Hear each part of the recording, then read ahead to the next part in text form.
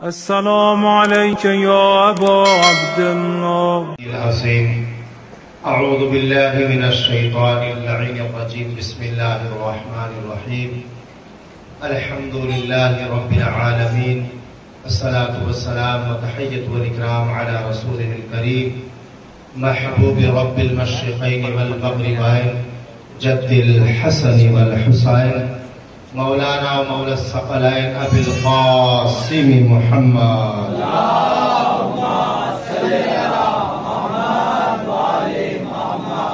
وعلى أهل بيته الطيبين الطاهرين المعصومين المسلوبين المنتخبين المنتجبين ولعنة الله على أعدائهم أجمعين. قال الله تبارك وتعالى وقوله الحق في كتابه المجيد والفرقان الحميد. بسم الله الرحمن الرحيم. ورفعنا لك ذكرك. درود بھیجے محمد علیہ وسلم. اللهم صل على محمد وآل محمد. صدق الله مولانا العلي العظيم ونحن على ذلك لمن الشاهدين والشاكرين والحمد لله رب العالمين. حاضرین مجلس اور پردے میں بیٹھی ہوئی اسلامی رشتے کی ماں اور بہنوں، آپ سبھی کی بارگاہ میں السلام علیکم ورحمۃ اللہ وبرکاتہ. آج کی ہماری اس سلسلے کی یہ پہلی مجلس ہے اور یوں تو یہاں پر بھی اور پوری مومنین کی جماعت کے اندر ان تاریخوں میں کچھ مخصوص پروگرام ہوتے ہیں اور کہیں پر خمسہ، کہیں پر 3 مجلسیں، کہیں پر عشرہ ہوتا ہے اور یہ شہادت کی تاریخیں 2 معصومین سے تعلق رکھتی ہے. پہلی شخصیت وہ ہے جو تمام انبیاء کے امام ہیں اور دوسری شخصیت وہ ہے جو امام حسین علیہ السلام کے بھی امام ہیں. ہم ان 2 شخصیتوں کی شہادت کی شبوں میں اور ان کے نام کی مجالسوں کا آغاز ہو چکا ہے اور یوں بھی اگر تاریخ کے اوراق میں ہم دیکھیں تو آج کی یہ جو شب ہے یہ بڑی امپورٹنٹ شب ہے. یہ 26 صفر کی شب ہے. کل 26 صفر ہے یا کہیں پر آج بھی کچھ لوگوں نے 26 صفر بنایا. بہرحال یہ 26 صفر گزر چکا ہے، 26 صفر آنے والا ہے. یہ اتنی خطرناک شب اور اتنی خطرناک تاریخ ہے کہ جب رسول اسلام کو سب سے پہلے کلمہ پڑھنے والوں نے تکلیف پہنچائی. میں بہت مختصر انداز میں اور جلدی جلدی اپنی بات کو تمام کروں گا. آپ بغور توجہ رکھیں اور بغور سنیں. یہ پہلی شب ہے آپ کی وفات یا شہادت، جو بھی آپ مانتے ہیں، کہ جب حضور نے کچھ صحابہ کی جماعت کو اپنے قریب بلایا. بخاری کی 4 جلد میں واقعہ ہے. بلایا اور بلا کر کہا کہ یہ آپ کے ایک لیڈر ہے، یہ آپ کے ایک لیڈر ہے، ان کا نام ہے اسامہ ابن زید. آپ ان کی سرداری قبول کیجئے اور ان کے ساتھ سفر میں جائیے. مسلمانوں کا سب سے پہلا گروپ جو رسول سے کلمہ سیکھا تھا وہ مسلمان نمازی، جنہوں نے دنیا کے کسی بریلی یا دیوبند کے پڑھے ہوئے مدرسے کے مولوی کے پیچھے نمازیں نہیں پڑھی تھی، بلکہ اس امام کے پیچھے جو حضرت آدم سے لے کے حضرت عیسیٰ تک تمام انبیاء کا امام ہے، اس امام کے پیچھے نمازیں پڑھی تھی. لیکن اس کے باوجود بھی جب یہ امام یہ کہتے ہیں کہ تم ان کی اقتدا کرو، ان کے پیچھے چلو، یہ آپ کے لیڈر ہیں، تو لوگوں نے معلوم ہے کیا اعتراض کیا؟ یا رسول اللہ، یہ بچہ ہے، ہم اس کی اقتدا کریں. آپ نہیں جانتے رسول بار بار اٹھا کر بتاتے رہے، کبھی کندھوں پر بٹھاتے ہیں، کبھی ہاتھوں میں اٹھاتے ہیں، کبھی خطبے کو موقوف کر کے بتاتے ہیں میرا حسن ہے، یہ میرا حسین ہے. جس کی ہم عزت کرتے ہیں اس کو کبھی بچہ نہ سمجھنا، جس کی ہم اقتدا کا آرڈر دیں اس پر آپ کو لبیک کرنا ہوگا. عزیزان محترم، مسلمانوں نے بہت پہلے بھی انکار کیا، لیکن یہ رسول کا آخری زمانہ ہے جب رسول کہتے ہیں جاؤ تم ان کی اقتدا کرو. کسی نے عمر پر اعتراض کیا, کسی نے ان کی لیڈرشپ پر اعتراض کیا, کسی نے ان کے عمل پر اعتراض کیا. یہی سلسلہ مسلمانوں کا اس زمانے سے آج تک چلا رہا ہے. کوئی ہماری داڑھی پر اعتراض کرتا ہے, کوئی ہماری ٹوپی پر اعتراض کرتا ہے, کوئی ہمارے ہنسنے پر اعتراض کرتا ہے, کوئی ہمارے رونے پر اعتراض کرتا ہے. ہمیں پتا چلا ہے کہ تم اعتراض کرتے رہو, ہم لبیک یا حسین, لبیک یا رسول اللہ کہتے رہیں گے. ہم لبیک کر کے اپنا شمار رسول سے ملاتے رہیں گے. تم انکار کر کے اپنا شمار منافقین کی جماعت سے کراتے ہیں. لبیک یا رسول اللہ, لبیک یا رسول اللہ, لبیک یا رسول اللہ, یا رسول اللہ. کون نبی فرما رہے ہیں جاؤ ان کی اقتدا کرو, جاؤ ان کی لیڈرشپ میں؟ کون ہے جس کے بارے میں قرآن کہتا ہے وَرَفَعْنَا لَكَ ذِكْرَكَ, ہم نے ان کے ذکر کو بلند کیا ہے. کون ہے؟ رسول. کہے کون؟ اللہ کہہ رہا ہے ہم نے ان کے ذکر کو بلند کیا, بالا کیا. آج مسلمانوں کی سمجھ میں یہ رسول کا تذکرہ بالا سمجھ میں نہیں آتا, لیکن اگر کوئی چٹائی پر بیٹھنے والا اپنے آپ کو آلو و آلہ کہہ دے, مسلمانوں کو وہ سمجھ آ جاتا ہے. جس کو اللہ بالا کہے مسلمانوں کو وہ سمجھ نہیں آتا, اور کوئی ملا کسی کو آلہ کہہ دے تو وہ سمجھ آتا. کیا کہیں گے اس کو؟ مسلمانوں کی بدقسمتی. کیا کہیں گے اس کو؟ یہ سب سے بڑا المیہ ہے. اور اسی 25 سفر سے شروع ہو جاتا ہے فلاں کا عرس ہے, فلاں کا عرس ہے. تمام مسلمان, میں ان کی بات کر رہا ہوں جو عرس مناتے ہیں, عرس میں لنگر کھاتے ہیں, عرس میں چندہ دیتے ہیں, عرس کے نام کی اپنے سروں پر چادریں باندھتے ہیں, عرس کے نام کے اپنے گھروں میں چراغ جلاتے ہیں. وہی وہ مسلمان جو سارے عرس کرنے کے لیے تیار ہے, لیکن رسول اللہ کا عرس بھول جاتے ہیں. اور ہمارے بچوں کی زبانوں پر ایک الفاظ اتنا آتا ہے. میں آج کی اس مجلس میں ہاتھ جوڑ کر آپ سے کہوں گا کہ رسول کی وفات ہوئی یا شہادت, اس کو آپ پڑھیے. رسول کو کس طریقے سے دنیا سے آپ نے پردہ کیا, اس تاریخ کو پڑھیے, کتابوں میں سب کچھ موجود ہے. لیکن مسلمانوں مجھے یہ بتاؤ, آپ کے اسی اعلیٰ حضرت نے یہ لکھا ہے کہ رسول 8 ربیع الاول کو پیدا ہوئے, رسول 9 ربیع الاول کو پیدا ہوئے, رسول 11 کو پیدا ہوئے, رسول 12 کو ہوئے, رسول 17 کو ہوئے. ہم مانتے ہیں اس وقت مسلمان کم تھے, اس وقت مومن کم تھے. رسول کی ولادت میں شک ہو سکتا ہے, رسول کی ولادت کی تاریخ میں شک ہو سکتا ہے, لیکن جس وقت رسول دنیا سے پردہ کر رہے تھے اس وقت تو علامہ شبلی نعمانی نے لکھا ہے کہ مدینہ مومنوں سے کھچا کچ بھرا ہوا تھا, مومنوں سے تو بھرا تھا. انہیں علامہ شبلی نعمانی نے ایک پیج چھوڑ کر تاریخ سیرت اپنی سیرت کے اندر لکھا, ایک پیج چھوڑ کر کے لکھتے ہیں مدینہ مومنوں سے بھرا ہوا تو تھا, لیکن رسول کے چاہنے والے کم تھے, رسول کے دشمن زیادہ تھے. یہ باتیں مسلمانوں کو بتاتے کیوں نہیں ہے؟ ہمارے اوپر تہمتیں کیوں لگاتے ہو؟ کبھی ہمیں رافضی کہہ دیتے ہو, کبھی ہمیں شیعہ کہہ دیتے ہو, کبھی ہمیں کچھ کہتے ہو. ہمیں ان سے چڑنا نہیں ہے, ہمیں ان سے کوئی گھبراہٹ بھی نہیں ہے, نہ ان سے ہمیں کبھی کوئی تکلیف ہوتی ہے. ہم نے بارہا دیکھا ہے کہ تم ہمیں کیا بخشو گے. تم نے اس رسول کو نہیں بخشا جس نے تمہیں نماز دی, جس نے تمہیں روزہ دیا, جس نے تمہیں حج دیا. تم نے اس کو نہیں بخشا. تم نے رسول کے اس کردار کو تو پہچان لیا کہ رسول بستر پر ہے, رسول مدینے میں بیٹھے ہوئے ہیں, اپنی انگلی سے اشارہ کیا, چاند کے 2 ٹکڑے ہو گئے. مسلمانوں, اس معجزے کو پڑھنے سے پہلے, خوش ہونے سے پہلے اپنے اوپر لعنت پڑھ لیے ہوتے. جس انسان کو قرآن کہتا ہے لقد خلقنا الانسان فی احسن تقویم, ہم نے تمام مخلوقات میں سب سے افضل انسان کو بنایا. ایک وہ مخلوق ہے چاند. جب رسول اس کو اشارہ کرتا ہے, جب رسول اس کی طرف اشارہ کرتے ہیں تو وہ چاند 2 ٹکڑے ہو جاتا ہے. لیکن یہ اشرف المخلوقات وہ بدترین مخلوق بن گئی اپنے رسول کے لیے کہ رسول اگر کسی کی لیڈرشپ کا ہے اس کو ماننے کو تیار ہے, رسول کے معجزے کو ماننے کے لیے تیار ہے.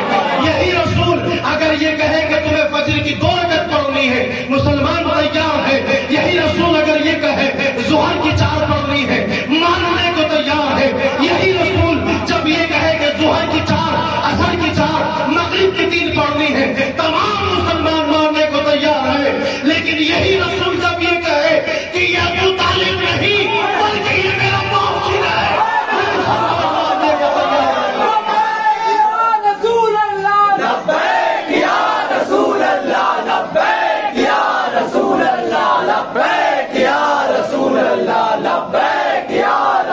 جب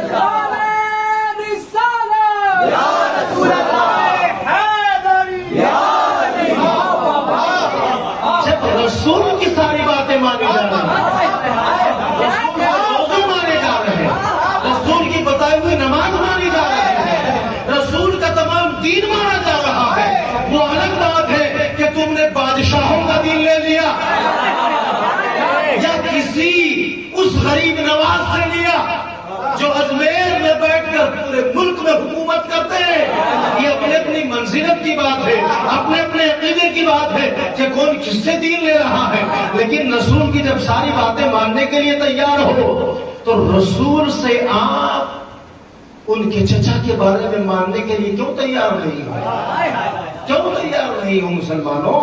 رسول سے پوچھے کہ رسول کی شہادت کی تاریخ کون سی ہے؟ میں نے ابھی کچھ شہروں میں جا کر کے بہت سی خانقاہوں میں بہت سے مولویوں سے کانٹیکٹ کیا اور میں نے پوچھا کہ بتائیے آپ کے یہاں 12 ربیع الاول کا جلوس نکلتا ہے؟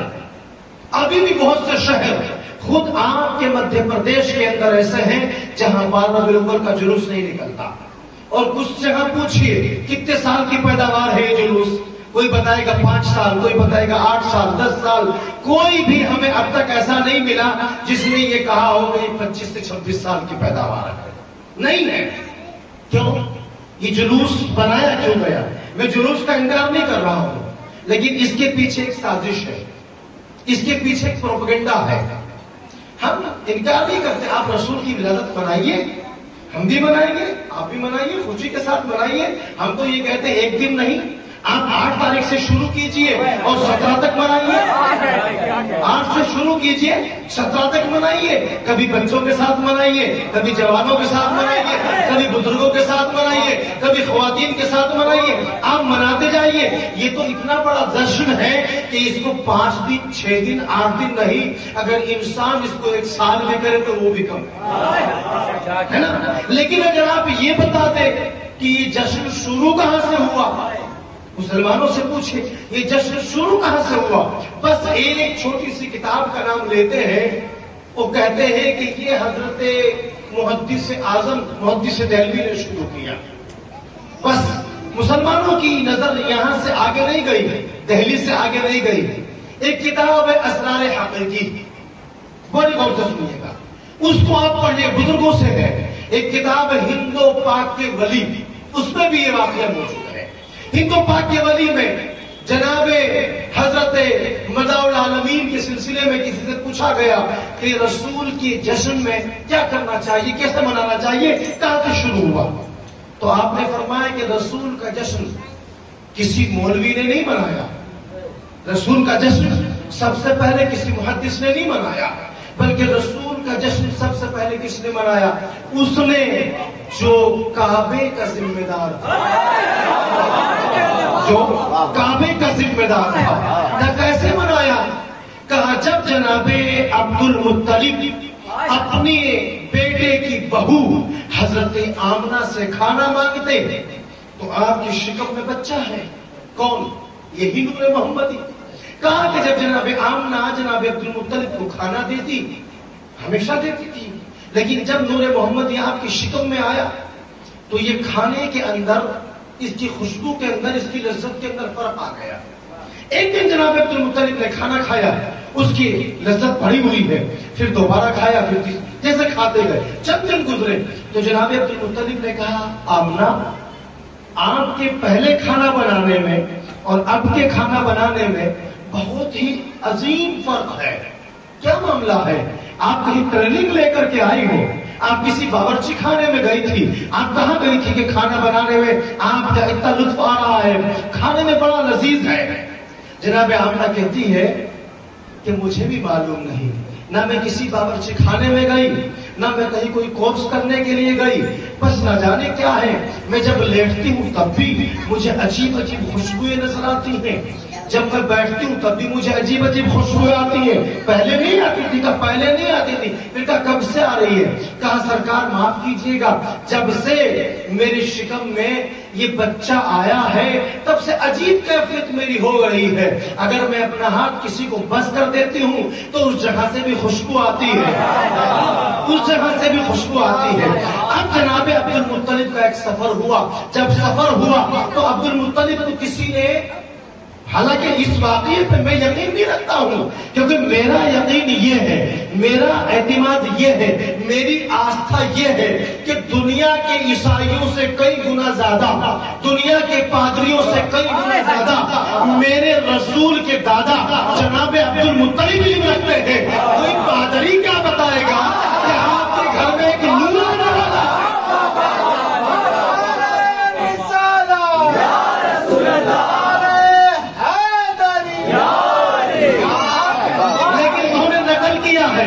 کہ جناب عبد المطلب کو کسی پادری نے بتایا تھا کہ آپ کے یہاں ایک نور آنے والا ہے۔ اس پادری کو تلاش کرتے کرتے کرتے اس گرجا گھر میں گئے اور جا کر کے پوچھا کہ میری گھر کے اندر عجیب عجیب حالت ہوتی ہے۔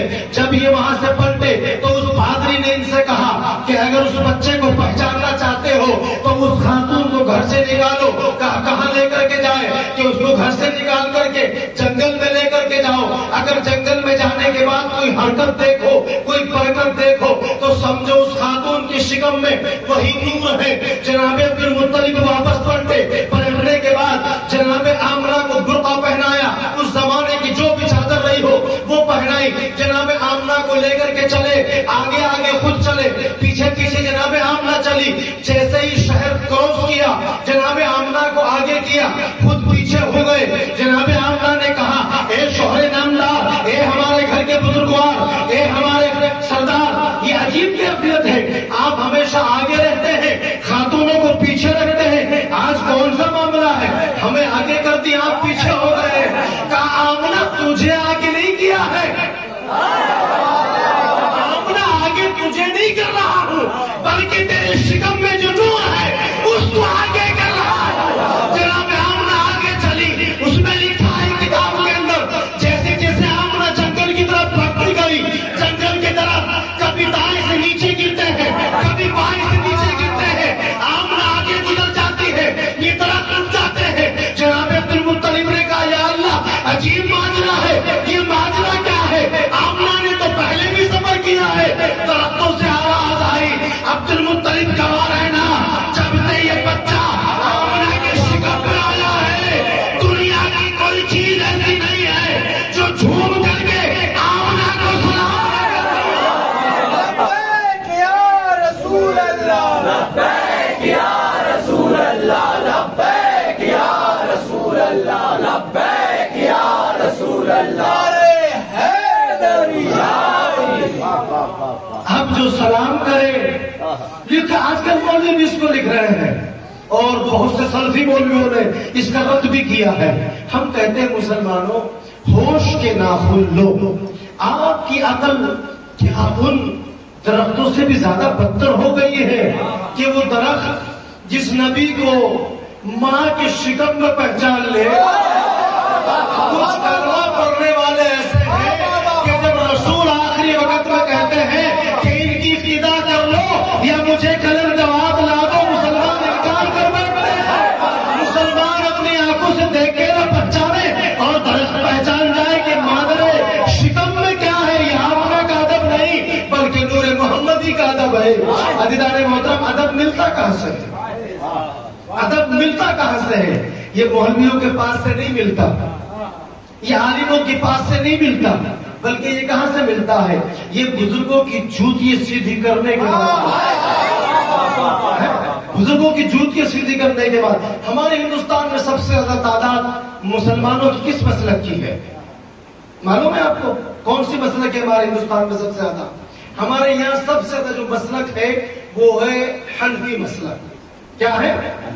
حنفی مسلک۔ امام ابو حنیفہ کا جب آخری وقت ہوا تو ایک ان کا چاہنے والا ان کی ہسٹری لکھنے لگا۔ ہسٹری لکھتے لکھتے ان سے پوچھا کہ آپ فلاں سن میں پیدا ہوئے اور اب آپ کا آخری وقت ہے، آپ کی وفات تو بھی نہیں لکھ سکتا لیکن آپ کی عمر کل کتنی سال کی ہوئی ہے؟ ان سے سوال کیا گیا۔ وہ اپنے آخری وقت میں بولے کہ میری عمر صرف 2 سال ہے۔ کتنی؟ صرف 2 سال. اب یہ پوچھنے والا جو تھا کیونکہ اس نے صحبت تو اختیار نہیں کی تھی البتہ کتابوں کا علم بہت رکھتا تھا کہا کہ صرف 2 سال کی. ہاں 2 سال. یہ تعجب میں گیا بڑی حیرت میں گیا کہا صرف میری وہی عمر ہے. اور یہ کون سے امام ہے؟ مسلمانوں کے تمام ائمہ کی لسٹ میں یہ وہ امام ہے جس کا مسلمان نام بھی نہیں جانتے. ہاں یقین کیجیے آپ اپنی محلے کی مسجد کے پیش نماز سے لے کر جا کے پوچھیں گے نا کس کی ابتدا کس کی مسلک پہ ہو ابو حنیفہ اصل نام نہیں جانتے. یہی امام ائمہ کی لسٹ 4 اماموں میں سب سے بڑے امام ہے. کون ہے سب سے بڑے امام؟ کیا لقب ہے ان کا؟ امام اعظم. امام اعظم. یہ کہہ رہے ہیں کہ میری عمر صرف 2 سال ہے. بہت سارا علم رکھنے والا میری عمر صرف 2 سال. کیوں؟ پوچھنے والے نے پوچھا کیوں 2 سال عمر ہے؟ کہا بس عمر تو اصل وہی ہوتی ہے. عمر تو اصل وہی ہوتی ہے. اپنے الفاظوں کو بھی صحیح کیجیے. آپ اردو مسلمان ہیں اردو آپ کی اچھی آنی چاہیے. یہ جو ایز ہوتی ہے نا ایز کی اصل اردو عمر ہوتی ہے. کیا ہوتی ہے؟ عمر ہوتی. عمر نہیں ہوتا عمر ہوتی ہے. عمر صحیح ہوتی ہے نا. اپنے الفاظوں کو صحیح کیجیے. اب انہوں نے کہا میری صرف یہی عمر ہے 2 سال. اس نے پوچھا کس طرح کیسی باتیں کر رہے ہیں کہ ہاں اس عمر پہ لعنت ہوتی ہے جو محمد و آل محمد کی زندگی کے توجہ ہے نا. میری صرف 2 سال کی عمر ہے وہی عمر جو چھٹے امام کی قیادت میں چھٹے امام کی استادی میں میں نے اپنے جانوروں کے بل بیٹھ کر کے گزاری ہے. اسی عمر پر رحمت ہے. اس کے علاوہ جو گزری ہے وہ سب پہ لعنت ہے. 2 پیسے مرتبہ محمد علیہ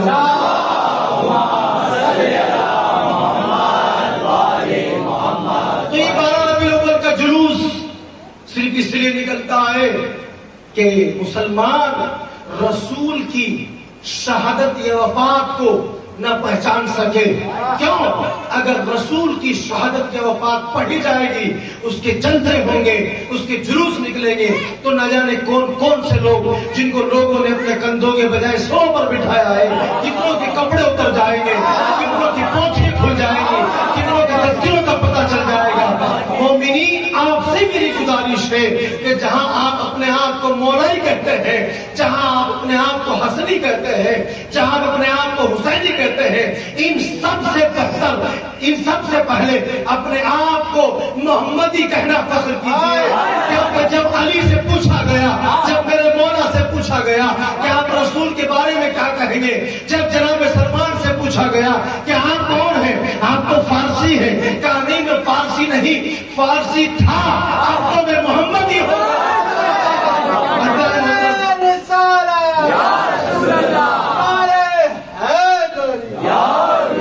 مولائی کہنا کوئی غلط نہیں ہے لیکن مولا سے پہلے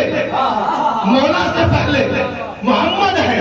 جب مولوی سے پوچھا گیا آپ رسول کے بارے میں کیا کہتے ہیں کہتے ہیں کہ وہ میرے آقا ہیں میں ان کا غلام ہوں. اچھا رسول کی زندگی کا ایک واقعہ آپ نے بہت بار سنا ہوگا. میں نے بھی کئی مرتبہ مجلسوں میں پڑھا اور سنا ہے. ایک جنگ ہوئی رسول کی زندگی میں. اس جنگ کا نام ہے جنگ احد. کیا نام ہے؟ جنگ احد. اس جنگ میں بہت سے لوگ بھاگ گئے. علی کھڑے رہے. جب رسول نے لوگوں بھاگنے والوں سے پوچھا تم کیوں چلے گئے تھے کہا یا رسول اللہ ہم نے سنا کہ آپ نہیں رہے. جب علی سے پوچھا آپ کیوں نہیں گئے علی نے کیا جواب دیا؟ رسول کی استقامت دیکھیے. ہم لوگ اکثر و بیشتر سنتے ہیں کہ علی نے فرمایا یا رسول اللہ میں نے یہ اس پر یقین کیا کہ جب آپ ہی نہیں رہے تو میرا رہنا کا کیا فائدہ ہے. آپ نے سنا ہوگا بارہ لیکن تاریخ کو پڑھے. مولائے متقیان نے کیا کہا؟ مولائے متقیان نے ارشاد فرمایا یا رسول اللہ میں آپ کے نقش قدم پر چلنے والا ہوں. حضرت علی کا جملہ ہے یا رسول اللہ میں آپ کے نقش قدم پر چلنے والا ہوں. جب آپ نہیں گئے تو علی کیسے چلے گا؟ جب آپ نہیں گئے علی کیسے چلے جاتے؟ اس واقعے سے پتہ ہی چلتا ہے جس نبی کا وسیع اتنا مضبوط ہو اس کا نبی کتنا مضبوط ہو. یا رسول اللہ علی ختم نہیں ہو رہے, ابھی تو لوگوں کو امام حسن ختم نہیں ہو رہے. چلیے یہ تو معصوم ہے, ان کو چھوڑ دیجئے. اگر آپ جناب قمبر و جناب مقداد, جناب سلمان, جناب ابو ذر کی گفتگو کرنے لگ جائے, فوراً فتویٰ لگتا ہے کہ انہوں نے اللہ کے رسول سے زیادہ ان کو بڑھا دیا. تیری عقل کے اوپر پتھر پڑ جائے, یہ رسول اللہ کے نہیں تیرے رسول ہے, اللہ کا محبوب ہے. اپنے الفاظوں کو تو درست کر لے. عزیزان محترم, یہی واقعہ کہ حضرت جناب قمبر نے ایک کنویں کے اندر گری ہوئی اونٹنی کو بہت سالوں کے بعد زندہ نکال دیا. میں نے ایک جگہ پہ پڑھا, بہت سے بریلوی بیٹھے تھے, پوری بات کی جو تقریر بچی ہوئی تھی, گردنیں جھکا کر کبھی پیٹ کھجائے, کبھی داڑھی کھجائے, پوری تقریر اس میں گزار دی. عجیب معاملہ, مفتی ہے, مفتی. میں نے کہا آپ کو کوئی تکلیف ہے؟ تقریر کے بعد مجھ سے ملے, کہا یہ واقعہ ہم نے تو آج تک نہیں پڑھا ہے. آپ نے نہیں پڑھا تو مجھے کیا معلوم ہے؟ آپ نے نہیں پڑھا تو میرے پہ کون سا ٹھیکہ ہے؟ میں تو پڑھا ہوں نا, تو میرے پاس ریفرنس ہے اس کا, آپ کو چاہیے میں دے دوں گا. کہا چلیے, میں نے ان کو ریفرنس دیا. ریفرنس دینے کے بعد بھی اتفاقاً میں نے کتاب اٹھا کے دکھائی, وہ ماننے کو تیار نہیں. کہا ایسا ہو نہیں سکتا. میں نے کہا اچھا یہ بتائیے جناب مقداد کون ہے؟ میں کسی ولی کی برائی نہیں کر رہا ہوں, ایک مثال دینا چاہتا ہوں آپ کو. میں نے کہا جناب مقداد کون ہے؟ کہ صحابی ہے. اچھا یہ بتائیے صحابی افضل ہے یا ولی افضل ہے؟ جی ولی افضل ہے, صحابی افضل نہیں ہے. جی صحابی وہ جس نے اپنی پوری زندگی حکم رسول پر گزاری ہو. میں اس کی بات کر رہا ہوں, میں ہیرا گیرا کی باتیں نہیں کر رہا ہوں. آپ جناب مقداد کو نہیں جانتے کیا؟ ہے جناب مقداد کے بارے میں نے ان سے پوچھا. انہوں نے کہا کہ صحابی افضل ہے, ہماری جان قربان, ہمارا مال قربان. یہ تو الفاظ ہوتے ہیں ان لوگوں کے. میں نے کہا اچھا یہ بتائیے 12 سال کی ڈوبی ہوئی کشتی اگر سرکار غوث پاک نکال دے, اس پر آپ کو کوئی اعتراض ہے؟ کہ کوئی اعتراض نہیں ہے, کوئی اعتراض نہیں ہے. اچھا اگر 6 سال کی ڈوبی ہوئی اونٹنی رسول کا ایک صحابی, علی کے در کا ایک غلام, اگر وہ اونٹنی نکال دے تو آپ کے پیٹ میں درد ہو جاتا ہے. جب بات آتی ہے در اہل بیت سے جڑے ہوئے صحابی کی, تو ان کی چھوٹی نیندیں حرام ہو جاتی ہے. اور اگر ہم بات کرتے ہیں در اہل بیت کے دشمنوں کی, تو یہ ان دشمنوں کو کتب و ابدال میں بھی بڑھا دیتے ہیں, اور ان سے جڑے ہوئے صحابہ کو یہ کتب و ابدال سے بھی گرا دیتے ہیں. میرے عزیزوں, میرے نوجوانوں, آپ یہ غور و فکر کیجئے. میں پچھلی مجلس میں بھی کہہ کر کے گیا تھا, آج بھی کہہ رہا ہوں, صرف سننے کے عادی نہ بنو, صرف سننے کے عادی نہ بنو. میں کیا کہہ رہا ہوں, میں کیا پڑھ رہا ہوں, میں نے جو پڑھا ہے وہ کہیں لکھا بھی ہے یا نہیں, یا آپ کی واہ واہ رہا لوٹنے کے لیے میں نے کہیں سے ایسے ہی کر دیا. خدا را ہماری جماعت کو, چھوٹی سی جماعت ہے, بہت قلیل جماعت ہے, اس قلیل جماعت کو مضبوطی چاہیے. اس کو بھیڑ کی ضرورت نہیں ہے. لنگر کھانے والے بہت آ جاتے ہیں, مال لوٹنے والے بہت آ جاتے ہیں. آپ کہیں بھی سبیل لگائیے, کوئی کھانے کا انکار نہیں کرے گا. آپ نے شاید محرم میں دیکھا بھی ہوگا, وہی فتوے گلے پھاڑ پھاڑ کے فتوے دینے والے کہ امام حسین کی نظر کھانا یوں, ان کا کھانا گناہ ہے, ان کا پینا گناہ ہے. لیکن جب آپ فروٹی بانٹی امام حسین کے نام پر, ہو سکے تو مرغے کی بریانی بانٹی, وہی مفتی جس کو کھاتے ہوئے ڈر لگتا ہے. عزیزان محترم, یہی وہ لوگ ہیں جو ان کے نام سے ہمیشہ جلتے ہیں, بھاگتے ہیں, توڑتے ہیں. آپ اطمینان سے میری بات کو سنیے. جس محلے کا مولوی یہ کہے کہ تعزیے کو دیکھنا گناہ ہے, اس مولوی سے اتنا کہیے کہ ہمارے یہاں تعزیہ بن رہا ہے, اور تقریباً 20-25 ہزار کا نذرانہ اس کے اوپر لوگ چڑھاتے چڑھاوا, اور آپ سرکار آئیے فاتحہ پڑھیے تعزیے پہ آگے, وہ جو نذرانہ ہے 20-25 ہزار کا ہم آپ کو نظر کریں گے. کوئی مولوی یہ نہیں کہے گا کہ وہاں پہ جانا اور اس کی زیارت کرنا گناہ ہے. کیوں؟ کہ ان کا تعلق ہمیشہ دولت سے رہا ہے. کسی کو اٹھا کے دیکھ لیجیے, ان کا ہمیشہ تعلق دولت سے رہا ہے. عزیزان محترم, رسول کے پاس بھی دولت تھی, رسول کے پاس بھی دولت تھی. اور تمام مولائیوں کے لیے ایک میسج ہے. مولا فرماتے ہیں کہ ہمارا چاہنے والا کبھی غریب نہیں ہوتا. ہمارے چاہنے والا کبھی غریب نہیں ہوتا. اور کس چیز میں غریب نہیں ہوتا؟ نہ علم میں غریب ہو، نہ عمل میں غریب ہو، نہ دولت میں غریب ہو، نہ دنیا میں غریب ہو، نہ آخرت میں غریب ہو. تو بچے ہے نا، اگر آپ آخرت اور دنیا میں غریب نہیں ہوں گے، آپ کیا کرو گے؟ آپ غریبوں کی مدد کرو گے. جب آپ کے پاس دنیا کی ساری چیزیں ہوں گی، آپ کے محلے میں کوئی بچی بغیر نگاہ کے نہیں بیٹھے گی. اور خدا کی قسم آپ ان چیزوں پر عمل کیجیے. ہمیشہ میں آپ کی پوری ایکٹیویٹیز شوکت بھائی کے ذریعے اور آپ لوگوں کے ذریعے بہت سے لوگ سے جڑے ہوئے ہیں سوشل میڈیا پہ، اس پہ دیکھتا رہتا ہوں. صرف یہاں بیٹھ کر سننے کے عادی اور یہاں بیٹھ کر تبرک لے جانے کے یا لانے کے عادی نہ بنو. آپ کے امام، آپ کے رسول صرف اس چیز سے کبھی خوش نہیں ہوں گے کہ آپ نے ان کے نام پہ مجلس کی، بہت بڑا لنگر آپ نے لگایا، بانٹا، لوگوں کو کھلایا اور چھٹی. نہیں، بڑی ہمت کے ساتھ، بڑے دعوے کے ساتھ کہتا ہوں، آپ کو اللہ مولا نے ایک بسکٹ کے پیکٹ کی توفیق دی ہے. آپ ایک بسکٹ کا پیکٹ لیجیے، اس بسکٹ کے پیکٹ پر جس معصوم کی شہادت کی تاریخ ہو، وفات کی تاریخ ہو، ولادت کی تاریخ ہو، آپ ایک کونے میں رکھیے وہ بسکٹ، اس پر اگربتی جلائیے، اپنے امام معصوم کو نظر کر دیجئے. خدا کی قسم، خدا کی قسم، میرے امام، اگر آپ کے اس بسکٹ کے اندر اخلاص ہے، پاکیزگی ہے، اس کے اندر نمبر 2 کا روپیہ نہیں ہے، تو میرا امام اس بسکٹ سے اتنا خوش ہوں گے، اتنا خوش ہوں گے کہ نمبر 2 کی 50 ٹیگوں سے خوش نہیں نہیں خوش ہوں گے. یاد رکھنا، جو بھی آپ عزاداری کر رہے ہیں اپنے رسول کے نام پر، اہل بیت کے نام پر، آپ ایک رکعت نماز پڑھیے، آپ 1 روپیہ کسی کو صدقہ دیجیے. ابھی 28 تاریخ پرسوں کو آئے گی، اس دن ہمارے لیے کیا کیا کام ہے؟ صرف یہی کہ ہمارے رسول یا امام حسن کی شہادت کی تاریخ ہے، ہم رو لیں، ہرے کپڑے پہن لیں، سر پہ ٹوپی نہ رکھیں، یہی پیغامات ہیں. یہ تو آپ کی محبت ہے، یہ آپ کی محبت ہے، یہ آپ کی محبت کی دلیل ہے کہ آپ نے جس سے محبت کی ہے. آج ان کا گھر غمگین ہے، ہم بھی غمگین ہیں، لیکن ان کی محبت کا اصل پیغام یہ ہے کہ آج میرے امام کی، آج میرے معصوم کی شہادت کا دن، شہادت کی شب ہے، تو میں یہ چاہوں کہ میرے امام نے، میرے رسول نے ان دنوں میں کیا کیا ہے. رسول کو ہم نے کہاں پہچانا؟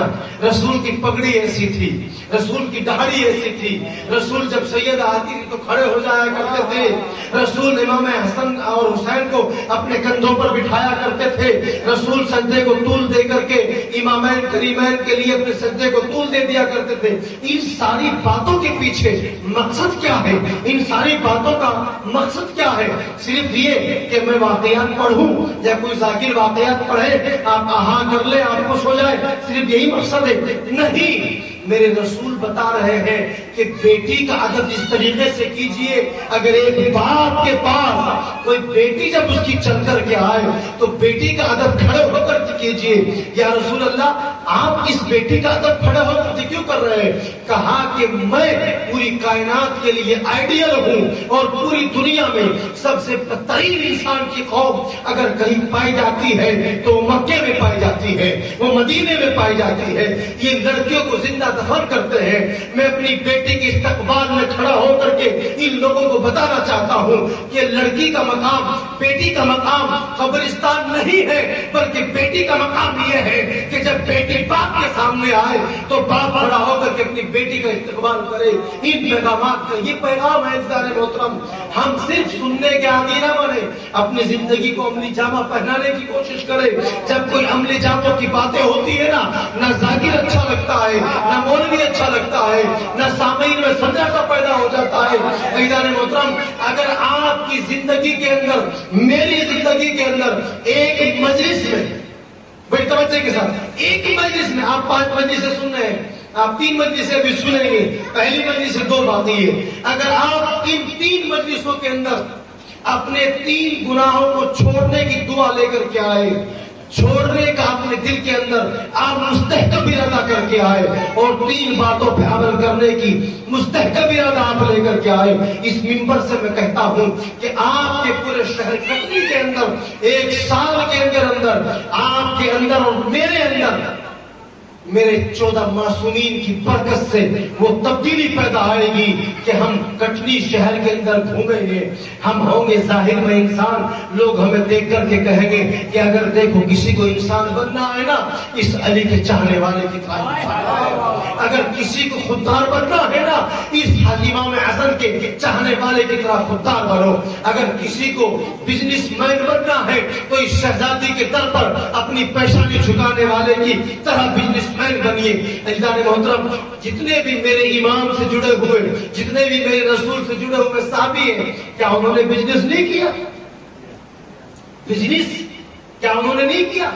رسول نے بزنس کیا نا. 2 مرتبہ آپ بزنس کے لیے گئے, تجارت کے لیے. تاریخ نے لکھا ایک وہ وقت تھا جب آپ بہت چھوٹے تھے. کیا ایک بہت چھوٹے تھے آپ گئے تو جناب ابو طالب آپ کے ساتھ تھے, یا غالباً جناب عبد المطلب, تاریخ میں لکھا ہے. لیکن تاریخ سچ یہ کہتی ہے کہ جناب ابو طالب علیہ السلام آپ کے ساتھ ہیں. آپ گئے بزنس کے لیے, تجارت کے لیے گئے, تو ایک پادری نے آپ کا چہرہ دیکھ کر کیا کہا, اے ابو طالب اس بچے کو واپس لے کر چلے جاؤ. اس بچے کے چہرے سے ایک نورانیت ظاہر ہو رہی ہے, وہ جو ہم نے اپنی کتابوں میں پڑھی ہے. خدا کی قسم پورا قرآن رسول اور آل رسول کی تعریف بیان کر رہا ہے. کئی رسول کی چادر کا تذکرہ ہے, کئی رسول کے ذکر کا تذکرہ ہے, کئی رسول کی زلفوں کا ذکر ہے, کئی رسول کے لین دین کا تذکرہ ہے. مسلمان پوری قرآن چاٹ گیا, مسلمان پوری قرآن تعویذ بنا کر گھول کے پی گیا, لیکن رسول کے فضائل اس کو نظر نہیں آئے.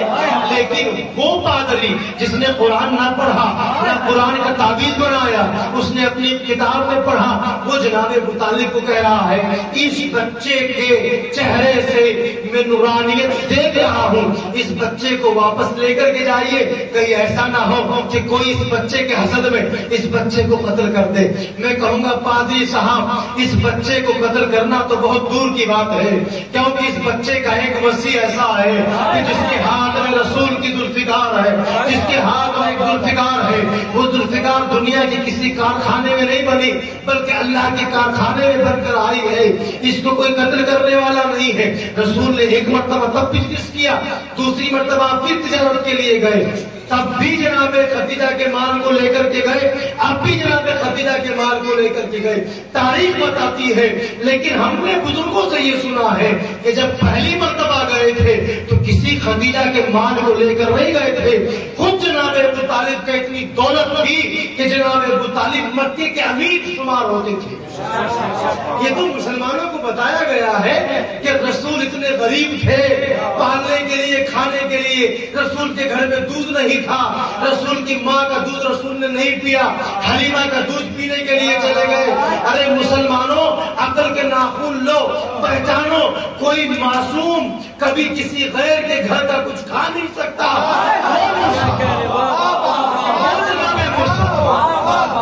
آپ نے رسول کی پیدائش سے لے کر رسول کی شہادت تک رسول کی تنقید کی ہے, رسول کی توہین کی ہے. کیا یہ توہین نہیں ہے کہ اس رسول کا ایک پیچھے نماز پڑھنے والا, اس رسول کا ایک مقتدی جب کبھی کسی غیر کا دودھ نہیں پی سکتا تو وہی موسیٰ, جناب موسیٰ کس کے گھر میں ہے؟ وقت کے بادشاہ کے گھر میں ہے. تمام دایائیں آئیں, سب نے دودھ پلانا چاہا, لیکن جناب موسیٰ نے دودھ نہیں دیا, انکار کر دیا.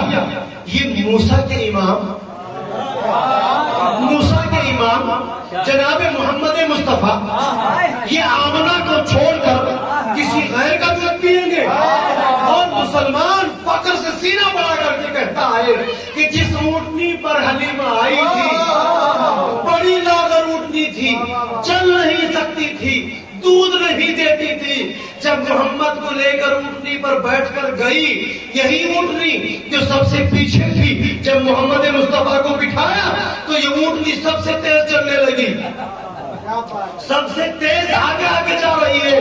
جب حلیمہ کے گھر میں پہنچی تو اونٹنی نے اتنا دودھ دیا, اتنا دودھ دیا حلیمہ سے کسی نے پوچھا کہ یہ اتنا دودھ کیوں دے رہی ہے؟ تمہاری ممتی تو دودھ ہی نہیں دیتی تھی. کہا کہ یہ اس بچے کی برکت ہے. مسلمانوں تمہاری عقلوں پر پتھر پڑ جائے، اگر یہ بچہ کسی جانور پر بیٹھ جائے تو وہ اونٹ دودھ دینے لگ جائے، اور یہی بچہ جس کی گود میں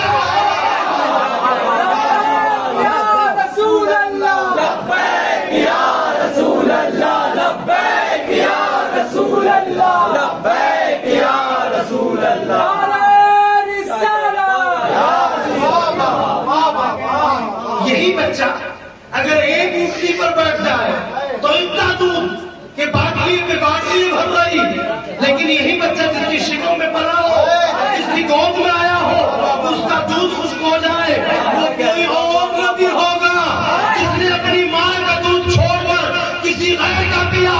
ہم تو وہ کہتے ہیں، ہم اس کو نبی مانتے ہیں کہ اگر بچپنے میں اپنے جھولے میں لیٹنے کے بعد تم نے ایک رسول کا معجزہ پڑھا کہ چاند کو اشارہ کرے تو چاند کے 2 ٹکڑے ہو جائے.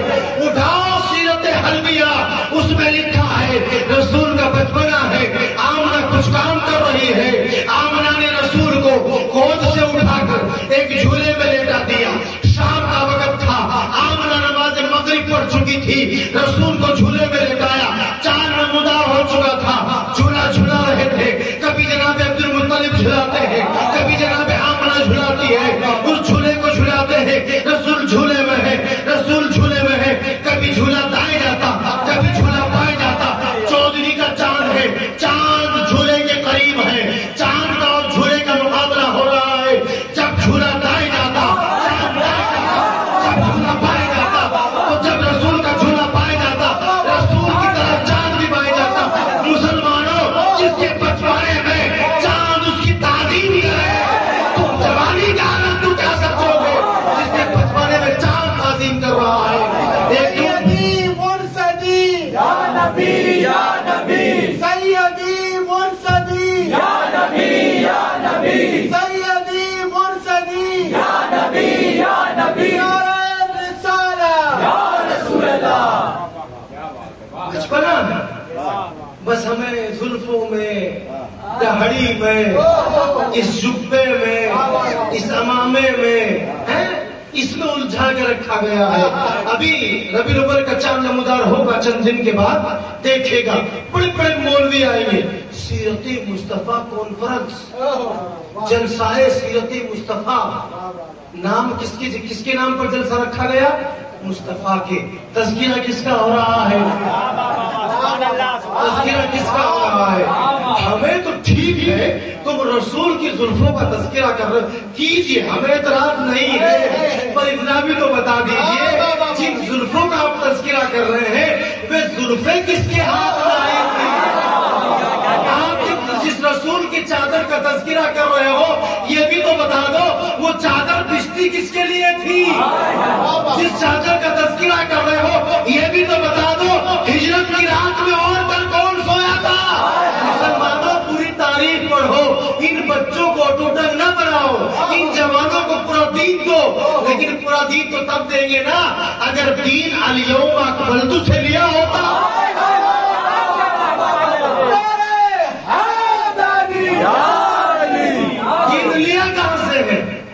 لیا کہاں سے؟ خدا کی قسم دین وہاں سے لیا کہ اگر خود ہمارے مولوی حضرات اپنے بچوں کو وہ لیا ہوا دین پڑھ کر سنا دے تو ان کو کسی کو کچھ کہنے کی ضرورت نہیں ہے. ان کے پیچھے نماز پڑھنے والے خود ان کو قدر کرتے ہیں. بخاری اٹھا کے پڑھیے. ایک عرب کا ایک بندہ آیا عراق سے، کہا میں رسول اللہ غسل کیسے کیا کرتے تھے وہ جاننا چاہتا ہوں. اب لوگوں نے ان کو کہاں بھیجا؟ کس کے پاس بھیجا؟ کہا فلاں خاتون کے پاس سے لے جاؤ، وہ رسول کا غسل بتاتے. رسول نے کیا کہا؟ اے لوگوں، اگر میرے بعد علم چاہیے، میرے بعد اگر مجھ جیسا عمل چاہیے، اگر میرے بعد مجھ جیسی شجاعت چاہیے، اگر میرے بعد مجھ جیسا ایثار چاہیے تو وہ کہیں اور نہ جانا بلکہ اس در پہ جانا جس در کا نام ہے باب علم. مسلمانوں کی بدقسمتی صرف یہی ہے، میرے مجلس تمام صرف یہی بدقسمتی ہے کہ مسلمانوں نے علم وہاں سے نہیں لیا جہاں سے علم لینا چاہیے. بچوں کے لیے ایک مثال دیتا ہوں. یہ ایک پنکھا لگا ہوا ہے. آج کل کے زمانے میں جب ہمارا زمانہ تھا جوانی کا, ہم اس وقت اوشا کا نام سنتے تھے. آج کل بچوں کے لیے 2-3 نئی کمپنیاں آ گئی ہے. اوشا تو بچے بھول گئے ہیں. آج کل کی کئی کمپنیاں نئی آ گئی ہیں, کئی کمپنیاں ہیں. آپ یہ پنکھا کسی کمپنی کا لے کر آئیں گے تو پنکھے کی ہوا 1-2 سال کے بعد کم نہیں ہوگی. لیکن اگر آپ نے کہیں یوں ہی سستے کے چکر میں لے لیا تو چند دن چلے گا, کبھی اس کی ہوا کم ہو جائے گی, کبھی اس کی آواز تیز ہو جائے گی.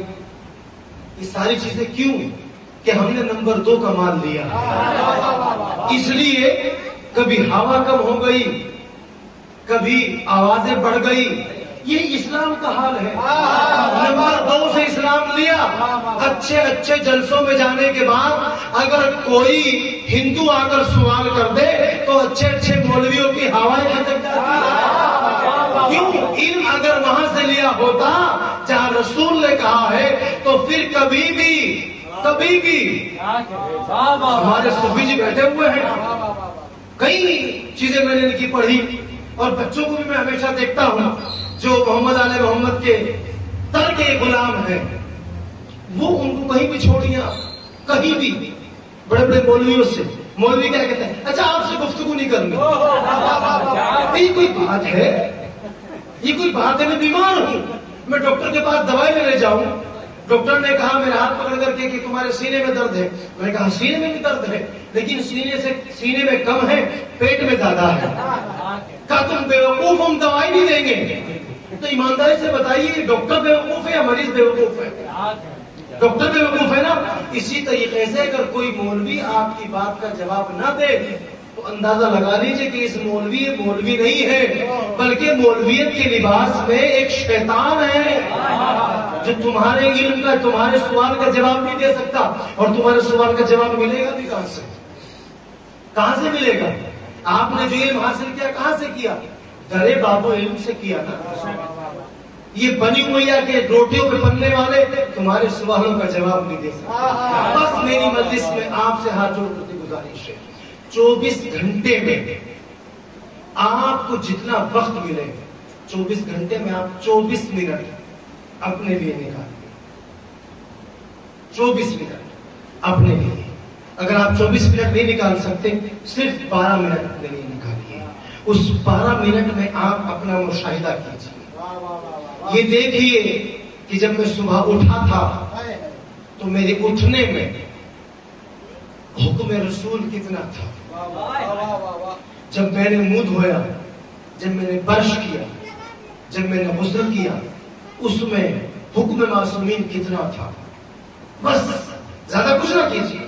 اگر آپ نے اپنے لیے 12 منٹ نہیں نکالے, آپ زندگی بھر کماتے رہیے, کھاتے رہیے, سوتے رہیے, آپ کبھی اپنی کامیابی کی منزل تک نہیں پہنچ سکتے.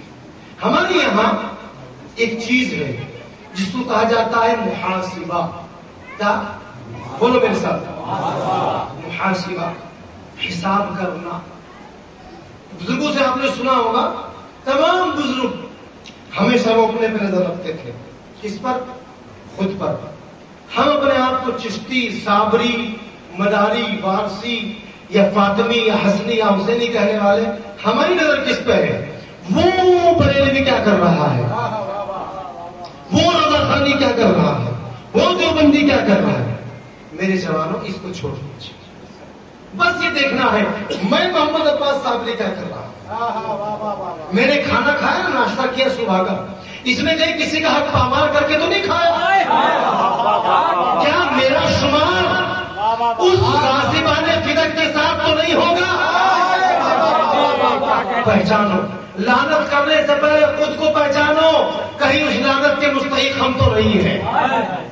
کیا میں نے صبح اٹھ کر جب ناشتہ کیا, کیا میں نے اپنے امام کے بچوں کے نام پر اپنے امام کا کچھ ہدیہ ادا کیا ہے؟ شروع کیجیے. آج کس تاریخ میں یہ وعدہ کر کے جائیے کہ ہم روز اپنی زندگی میں خود کے لیے 12 منٹ نکالیں گے. اور جس مجلس میں یا جس محفل میں آپ آئیں گے, اپنی زندگی کی ایک کمی. میں ہمیشہ فون پہ جھوٹ بولتا ہوں. جب اس در پہ آؤں نا, اس در پہ آنے سے پہلے ہاتھوں کو جوڑوں. جس امام کی ولادت ہے، جس امام کی شہادت ہے، جس معصوم کی شہادت ہے، وہاں آنے کے بعد ہاتھ جوڑ کر کے کہوں کہ یا رسول اللہ میں آج آپ کی شہادت میں آ رہا ہوں، مجھے کچھ مت دینا، مجھے اتنی توفیق دے دینا کہ میں آج کے بعد کسی سے فون پر جھوٹ نہ بولوں. خدا کی قسم اس منبر سے کہہ رہا ہوں کہ جب آئندہ آپ کو یہ دن آئے گا آپ کی زندگی میں، مجھے امید ہے میرا رسول اتنا بڑا ذیشان ہے، اتنا بڑا ذیشان ہے کہ آپ کی زندگی کے اندر یہ تبدیلی ضرور آئے گی. لیکن عہد مجھے کرنا ہے، عہد مجھے کرنا ہے. جب آپ میرے پہلے امام مولا کائنات کی ولادت یا شہادت کی تاریخ میں آئے، ہاتھ جوڑ کر کے میرے مولا سے کہے مولا مجھے کچھ مت دینا، لیکن اتنی توفیق دے دینا کہ جو بھی میرے پاس دولت ہے وہ آپ کے بچوں کے اوپر قربان کرنے کی طاقت کے دینا. مجھے امید ہے کہ انشاءاللہ اگلی 21 رمضان نہیں آئے گی کہ آپ کو میرے مولا یہ طاقت و ہمت دیں گے. خدا کی قسم ان بزرگوں کے واقعات کو پڑھیے. آپ مخدوم پاک کی زندگی کو ہمیشہ قوالی میں بزرگوں سے سنتے ہیں کہ آپ 12 سال تک بھوکے رہے، آپ نے لنگر لٹایا. کیوں؟ آپ تو لنگر کے مالک تھے نا، آپ تو مختار تھے نا. لیکن عزیزوں ان تمام واقعات کے اندر ایک سبق چھپا ہوا ہوتا ہے، اس سبق کو ہمیں دیکھنا چاہیے. آج میرے اس رسول کی تاریخ ہے جس نے اپنی زندگی میں شیب ابو طالب جیسی مصیبتوں کا سامنا کیا. طائف بس یہی رسول کی مصائب کے جملے ہیں. طائف کا واقعہ ہم سب سنتے ہیں، ہم سب پڑھتے ہیں. میرے رسول کو طائف میں کتنی تکلیف پہنچائی گئی. مختل میں لکھا ہے کہ رسول کو پتھر پہ پتھر مارے جا رہے تھے. تمام مورخوں نے لکھا، ہر مسلک کے عالم نے لکھا، ہر مسلک کے مورخ نے لکھا، ہر مسلک کے محدث نے لکھا، لیکن سب نے یہ لکھا کہ رسول کو پتھر مارے اور اس طریقے سے پتھر مارے کہ رسول کے بدن سے خون بہ رہا تھا.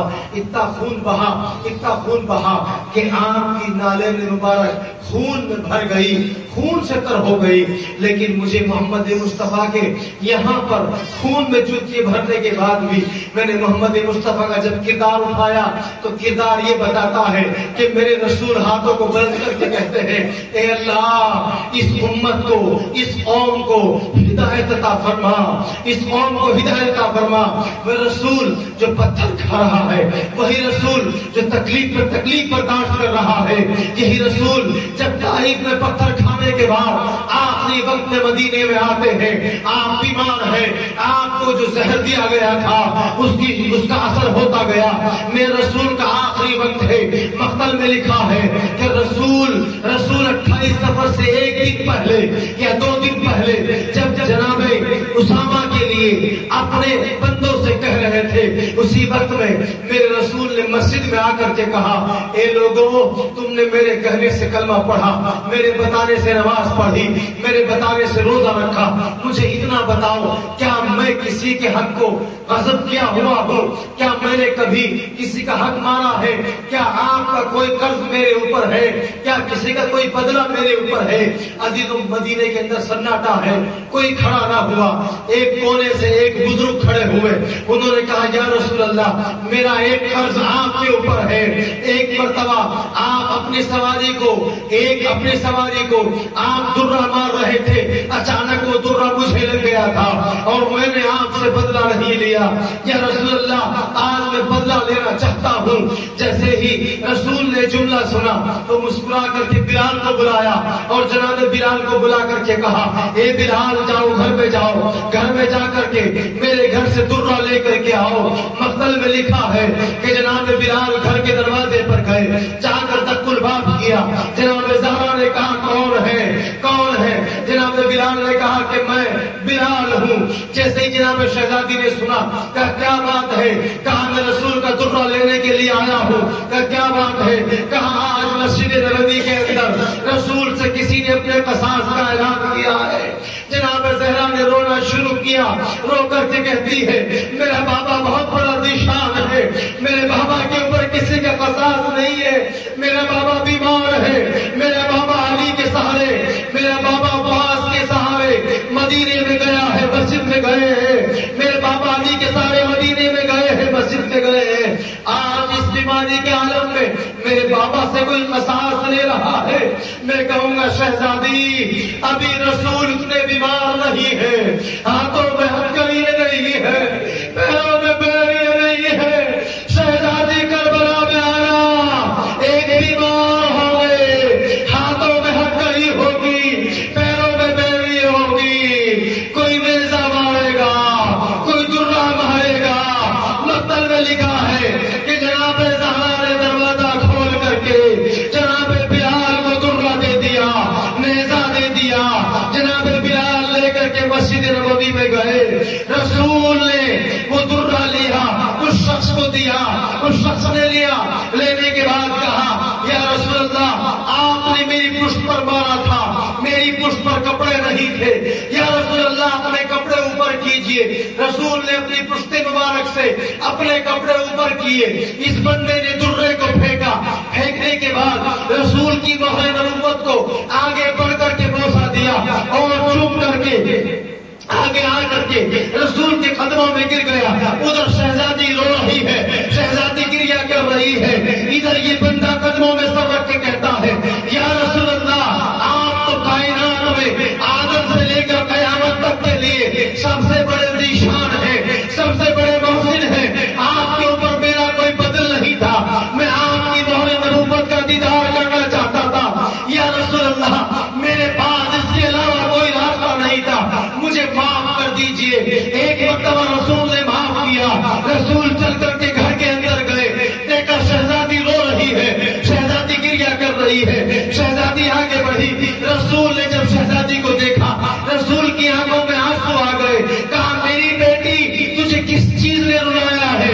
کہا یا رسول اللہ مجھے اپنی کمر دکھائیے، اپنی پشت مبارک دکھائیے. جیسے یہ گفتگو ہو رہی تھی اچانک شہزادی رک گئی، روتی روتی خاموش ہو گئی. کہا بیٹی شہزادی کیا بات ہے؟ کہا بابا مجھے ابھی خبر ملی ہے، مجھے ابھی علم ہوا ہے کہ بابا اس نے آپ کی محبت میں یہ کیا ہے. رسول نے رونا شروع کیا، رسول روتے جا رہے. شہزادی نے اپنے بابا کو روتے ہوئے دیکھا، رو کر کے کہتی ہے بابا آپ کو کس چیز نے رلایا ہے؟ رسول کہتے ہیں میری بیٹی شہزادی آج تم میرے نام پر اٹھا ہوا درہ برداشت نہیں کر سکتی، لیکن کل میرے جانے کے بعد تیرے اوپر دروازہ گرایا جائے گا، تیرا محسن شہید ہو جائے گا. الا لعنت اللہ القوم الظالمین وسيعلم الذين ظلموا اي منقلب ينقلبون.